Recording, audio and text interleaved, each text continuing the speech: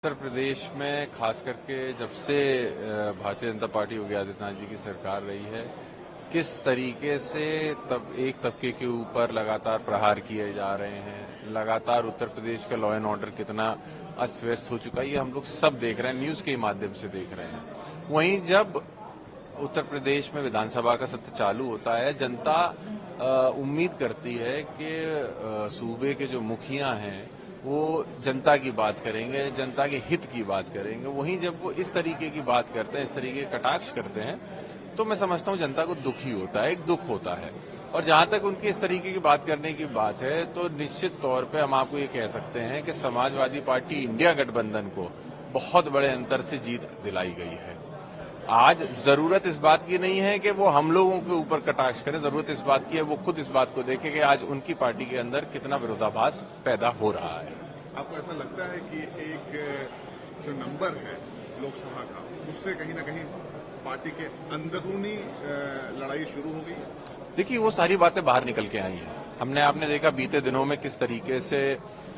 उप मुख्यमंत्रियों का जो रवैया है या व्यवहार है या उनके जो स्टेटमेंट्स थे वो जो उन्होंने दिए हैं, वो सीधे तौर पे सरकार पे कहीं ना कहीं विरोधाभास का एक जिसकी चर्चा हम लोग बहुत समय से कर रहे थे, उसको निश्चित मोहर लगाने का काम कर रहे हैं। हमने देखा है कि किस तरीके से उत्तर प्रदेश की राजनीति में जब से समाजवादी पार्टी इतने बड़े अंतर से जीती है, वहां पे एक खलबली भारतीय जनता पार्टी के अंदर जो प्रदेश की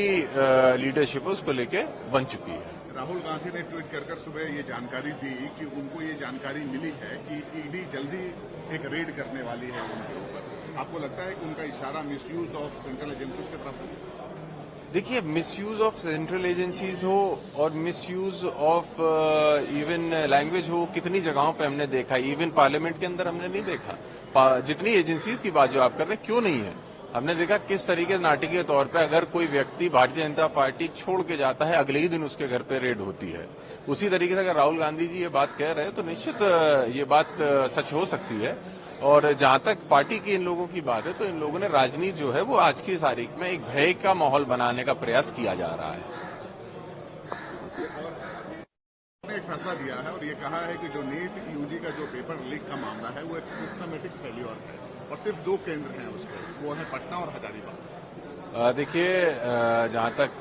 कोर्ट के फैसले की बात है, इस पे सीधे तौर पे कुछ कहना ठीक नहीं रहेगा, लेकिन मैं निश्चित तौर पे जनता की तरफ से ये बात कह सकता हूं कि जो आज स्थिति बनी हुई है, जिसके अंदर नौजवान हो या उनके माता पिता हो, घर वाले हों, उनके अंदर एक बहुत बड़ा सवालिया निशान पैदा हो चुका है इन परीक्षाओं को लेकर। और खास करके उस परीक्षा जो देश की सर्वोच्चतम परीक्षा मानी जाती हो, उस पर भी सवाल उठ रहे हो, तो सवाल लाजमी है, सरकार को इसके ऊपर जवाब देना चाहिए। सरकार सामने नहीं आती है जवाब देने, कोर्ट को अगर स्पष्टीकरण देना पड़ता है, तो कहीं ना कहीं ये भी सरकार का बहुत बड़ा फेलियर है।